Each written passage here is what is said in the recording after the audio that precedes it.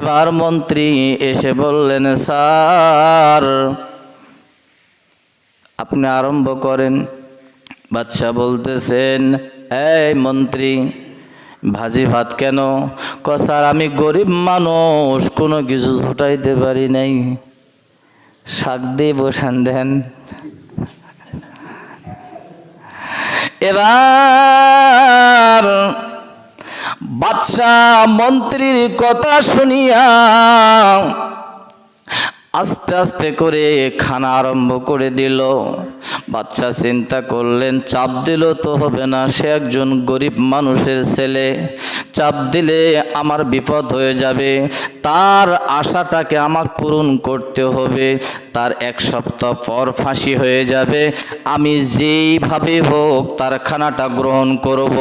চিন্তা করলেন যদি কম খায় তাহলে তো পেটের মধ্যে কিছু অংশ থেকে যাবে, অতএব জীবনে আর আসতে পারবো কি পারবো না, আমি এই গ্রাম্য রান্নায় খুব সুস্বাদু লাগে, আমি তো ভিআইপি রান্না খাই, কিন্তু গ্রামের রান্না তো আমার কপালে আমার নসিবে জোটে না, আজকে শাক ভাত দিয়ে পুরা লোট হয়ে আমি এখান থেকে চলে যাই। বাদশাহ যখন আস্তে আস্তে করে 1-2 প্লেট সম্পন্ন করলেন, এবার মন্ত্রীর বিবি বললেন, স্বামী গো, গরুর গোশের পাতিলটা, গরুর গোশের বাটিটা বাদশার সামনে দিয়ে দেন। বাদশা কয় প্লেট মারল?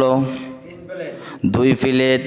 2 প্লেট সমাপ্তি করার পরে বাদশার কাছে গোশের প্লেটটা বাটিটা দেওয়া হলো। এবার বাদশা বললেন, বেটারে তোরে না আগে কইলাম। এবার মন্ত্রী বললেন, স্যার আপনি মনে কিছু নেবেন না, আপনি মনের ভিতরে কোনো জটিলতা নিয়ে আসবেন না, আমার বিবি রান্না করতে একটু দেরি হয়ে গেছে স্যার, এই গোস্তগুলিও আপনি গ্রহণ করেন। বাদশা চিন্তা করলেন, হায় রে, এটা তো ফাঁসির আসামি, এর আবদার অবশ্যই পূরণ করতে হবে। গোস্ত দিয়ে আরেক প্লেট মারল, হয়ে গেল কয় প্লেট? 3 প্লেট। এবার বাদশা যখন 3 প্লেট সমাপ্ত করলেন, মন্ত্রীর স্ত্রী আস্তব করে